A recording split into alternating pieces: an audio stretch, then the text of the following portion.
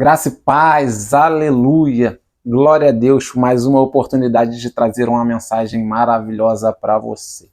Dê graças a Deus também, porque essa é uma oportunidade ímpar. Essa mensagem que eu vou trazer hoje para você, talvez você nunca mais ouça. Pode ser um divisor de águas para você. É um entendimento da Bíblia de uma forma que talvez você nunca tenha ouvido. Não estou dizendo que eu sou melhor, tem coisas que eu nunca ouvi, você já ouviu, tem coisas que você sabe que eu não sei.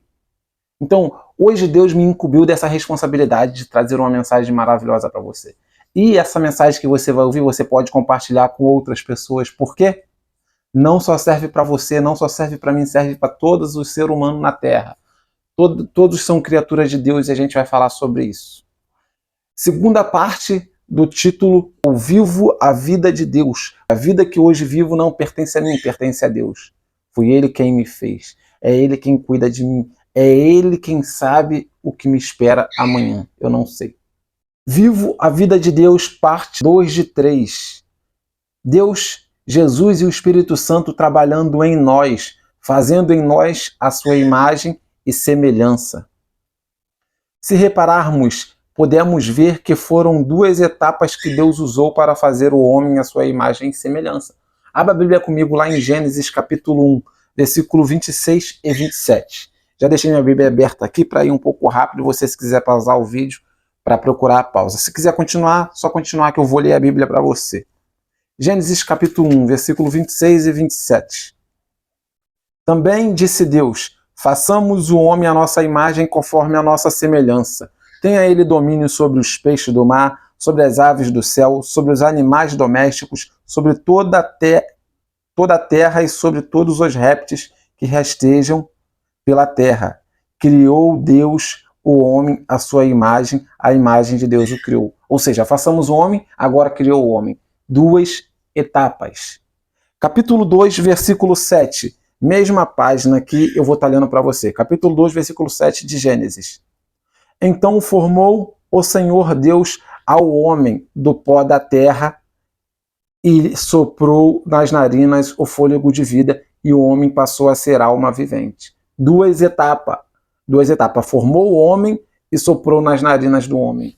Ah, Henrique, não tem sentido, não tem nada a ver. Preste bem atenção. Tem tudo a ver. Jesus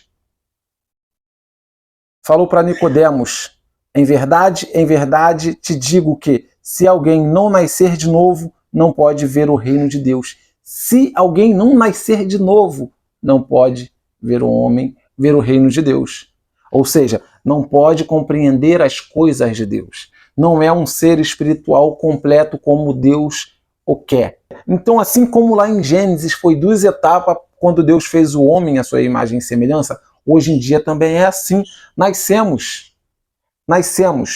E quando a gente nasce, no decorrer da vida, temos o que chamamos de livre-arbítrio. Esse nosso livre-arbítrio não é bem como a maioria das pessoas compreendem. Não é um livre-arbítrio que você pode sair fazendo, escolhendo o que quer. Não, é um livre-arbítrio que você escolhe o sim ou não para Deus. Não tem outra coisa. Ou você é de Deus ou você é do mundo. E quando eu falo que é do mundo, pertence ao diabo. É como se fosse um muro. Tu escolhe um lado ou outro.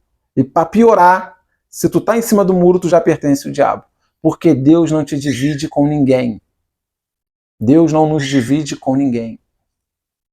Então nascemos natural. Nascemos ser humano natural. Quando eu falo natural é segundo a carne. Mas o que Deus tem para nós é a gente nascer segundo o Espírito, nascer de novo. O homem natural, que só tem o primeiro nascimento, não compreende as coisas espirituais de Deus. Mas aquele que crê em Deus, se aproxima por meio do preço pago por Jesus Cristo na cruz, recebe o Espírito Santo e passa a ter comunhão perfeita com Deus. Assim nos tornamos a sua imagem e semelhança. Lá no princípio Deus fala, façamos o homem à nossa imagem e semelhança. Sabemos que quando alguém fala façamos, quer dizer que ele não está só, é plural. No mínimo dois, Deus e Jesus. E lá em Gênesis sabemos que o Espírito Santo estava presente pairando sobre as águas. Então podemos concluir que era Deus Pai, Deus Filho, Deus Espírito Santo ali na criação em Gênesis. E hoje em dia não é diferente. Deus nos ama, enviou o seu Filho para se entregar por nós, e Jesus rogou ao Pai para que enviasse o Espírito Santo e estivesse conosco, estivesse em nós como o selo de que pertencemos a Deus, para naquele grande dia nos encontrarmos com Ele. E melhor, não só espere aquele grande dia que nós todos esperamos ansiosamente, podemos viver hoje essa natureza divina, essa comunhão maravilhosa com Deus. Passamos a ter a mente de Cristo. Depois desse novo nascimento, nós passamos a ter a mente de Cristo, ter a capacidade de amar como Ele ama, sabe? Aquele amor que você se dá pelo próximo, aquele amor que você se importa a ponto de perder tempo, investir dinheiro, investir preocupação, se possível, entrar na frente dele para interceder, principalmente espiritualmente. Você sabia que quando a gente para interceder por alguém espiritualmente, a gente está comprando a briga dela? Interceder é entrar na frente, é comprar barulho, é pedir em favor. Aquela pessoa está passando por alguma dificuldade, alguma luta espiritual que ela está tendo. Quando a gente intercede, a gente entra ali no meio. A gente fica entre o adversário e a pessoa. A gente está intercedendo por ela. A gente fala assim, aqui você não toca, porque Jesus morreu por ele. Jesus morreu por ela. E na oração a gente batalha. Glória a Deus por isso. E a vitória é certa, porque Jesus pagou o preço por nós. O mundo espiritual conhece e reconhece. Naquele grande dia, todo ser, seja anjo, demônio ou ser humano, se dobrará diante de Jesus e confessará que Ele é Senhor para a glória de Deus Pai. Por isso, essa luta já é vencida. Então a gente passa a ter a mente de Cristo, pensar como Ele pensa, passa a ter a capacidade de amar como Ele ama, sentir como Ele sente, passa a ter a autoridade com Ele. A Bíblia diz que Deus nos assentou com Cristo nas regiões espirituais, nos assentou, nos colocou em posição de autoridade, aquela posição de autoridade que Jesus tem, que Jesus é. Glória a Deus por isso. E, para resumir, eu vou falar algo que excede tudo isso que eu citei e que posso vir citar. Nos tornamos um com Ele. O fato da gente se tornar um com Ele é a gente ser como Ele é, viver a vida dele.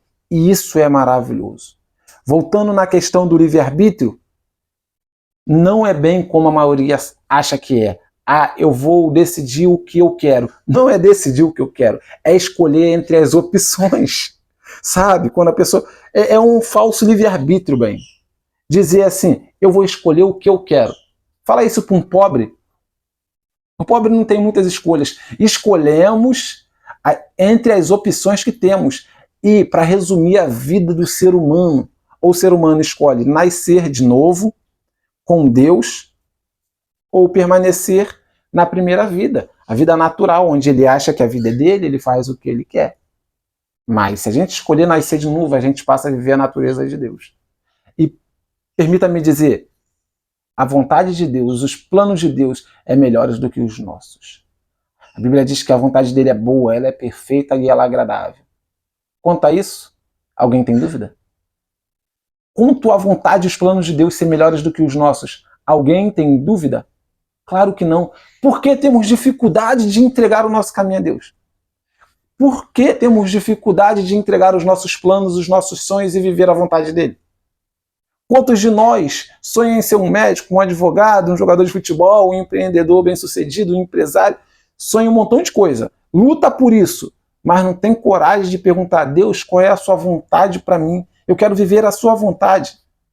Com certeza, se você quer ser um médico para salvar vidas, a vontade de Deus é melhor do que essa. Talvez seja ser um cientista que vai criar a cura para uma doença que não tem cura e salvar milhares de vidas.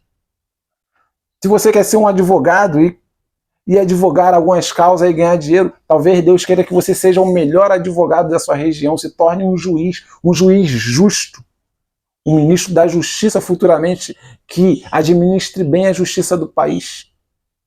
Os planos de Deus é maiores do que o nosso, porque não entregar na mão dele. porque não querer viver os planos dele. Aleluia, aleluia. Permita que Deus faça a segunda etapa na sua vida. Se renda a Jesus. Confesse Ele como o único e suficiente Senhor e Salvador da sua vida. Peça a Ele misericórdia, perdão pelos seus pecados. Pede a Ele o Espírito Santo. Ele não vai te negar o Espírito Santo. Para concluir, permita-me dizer que Deus fala certa vez assim: se o homem que é mau sabe dar coisas boas ao seu filho, imagine vocês se pedirem a Deus o Espírito Santo. Imagina Deus, se a gente pedir a Ele, Ele dará o Espírito Santo. Deus é bom, é muito melhor do que a gente, é muito melhor do que os nossos pais. Aleluia. Espero que essa mensagem tenha sido, como eu disse no início, um divisor de águas para a sua vida. Esclarecedora e maravilhosa. Um grande abraço, fica com Deus e até o próximo vídeo. Amém.